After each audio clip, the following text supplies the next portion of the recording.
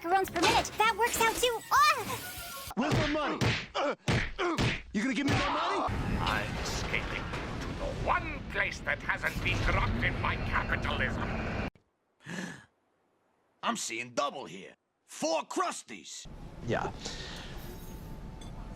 I'm sorry, do you need medical attention? It's very illegal to say, I really, really think someone out there should kill the President of the United States of America.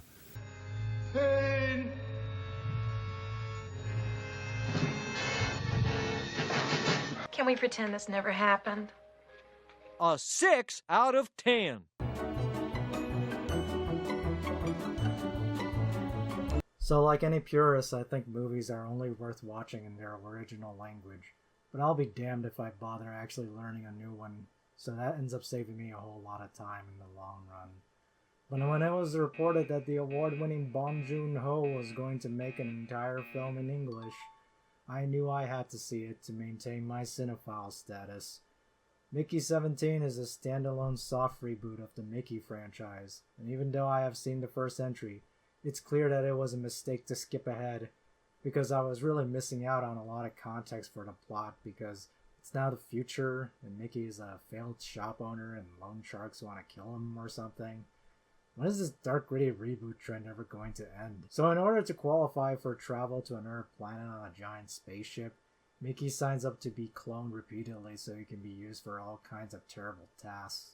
I'm sure you already knew this because it was already in all the trailers, and it's what Disney does to Mickey anyway, so it's not like it's a surprise. A big problem with this movie is that it spends a ton of time setting up the situation, even though a lot of it could have been conveyed through context alone.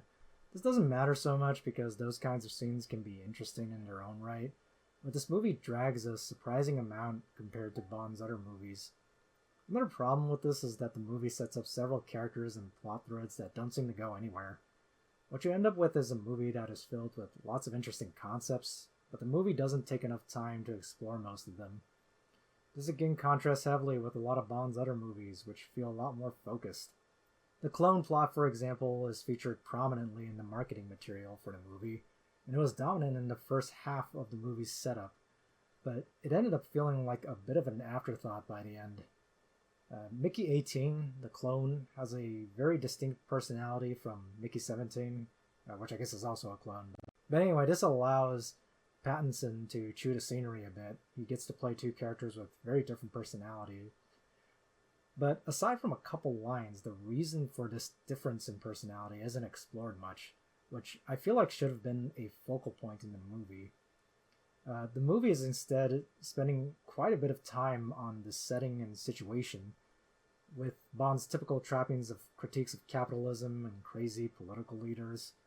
Now, I don't mind this sort of thing, but my problem is that they're largely handled in what feels like a bit of a surface-level way here. A lot of this comes down to Mark Ruffalo's character Marshall, who feels like a pastiche of Jim Jones, Donald Trump, and probably Park Geun-hye. Bond has been on record saying that the character isn't supposed to represent any specific politician, and I believe that. My problem is more that the character is too much of a cartoon to find that compelling or interesting, but he's also not enough of a cartoon to really be that funny to me outside of a few select scenes where they go really over the top. I think this character, alongside his manipulative wife, played by Toni Collette, are very key to your enjoyment of this movie. So if you're like me and these characters don't really click with you, you're just not going to like the movie as much. So if you're like me and you can't really click with these characters, what you end up with is focusing a lot on the plot, which they spend quite a bit of time explaining anyway. And unfortunately, the plot is pretty rote by sci-fi standards because they don't delve deeply enough into the concepts here, as I mentioned before. I won't spoil it too much, but honestly, I feel like if you've seen so much as a single Star Trek episode, it's not that hard to figure out what's happening after, like, the first scene with the aliens. So yeah, this movie was actually pretty disappointing for me. This is probably the first movie from Joon-Ho I didn't like much. But in a grander context of movies, this is still a pretty good Mickey movie. So on a scale of Kingdom Hearts to Fantasia, I give it a Prince and the Pauper.